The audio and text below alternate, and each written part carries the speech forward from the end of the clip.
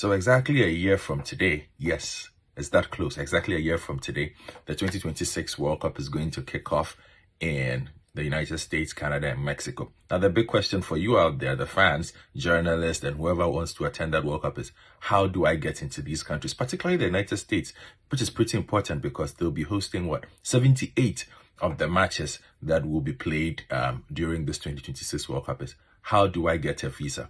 Well, if you haven't started the process, I'm telling you, very likely you are not getting in 2026 to watch the World Cup. If you want to learn more, just hit the subscribe button. I'll also do a second video later on that explains how you can get a match ticket. But today, let's discuss exactly what you can do to get in and what the situation is with the visa process for getting into the United States. So everybody understands what the world is like right now.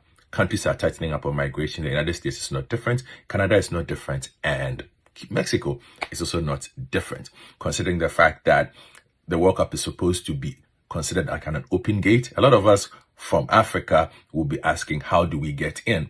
Because we know it's easy for Europeans, it's easy for sometimes even the Latin Americans to get into some of these countries to watch the World Cup. But it is never easy for those of us who are coming from Africa. That is the stark reality.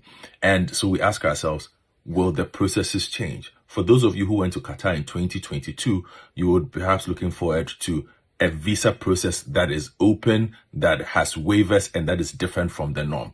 Russia did same. That is not going to happen for this World Cup.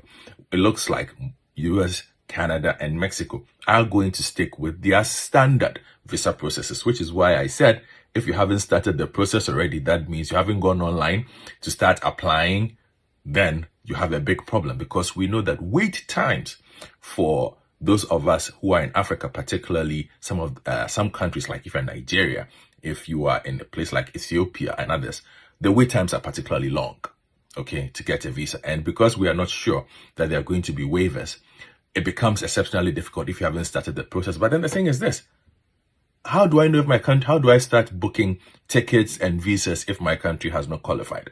Well, you would have to take a chance and start the application process now. Because here's the thing, we will not know who qualifies until at least October. Then there'll have to be a draw after that, which is going to happen perhaps in December, which is when then tickets start going on sale. So you don't have too much time on your hands if you haven't started the process. So my advice to you on this particular one is, if you do intend going to the United States, Canada, and Mexico to watch the World Cup, start your visa process now, with or without a match ticket. You don't need to wait for that. Okay. Now, some have said that, oh, we believe there are going to be waivers for this. Now, what basically, now I read a bit, we've picked up from the US side of things is, you are not going to get too much of a waiver when it comes to what they intend doing, in the sense that they have pledged to lower wait times, which can be incredibly long.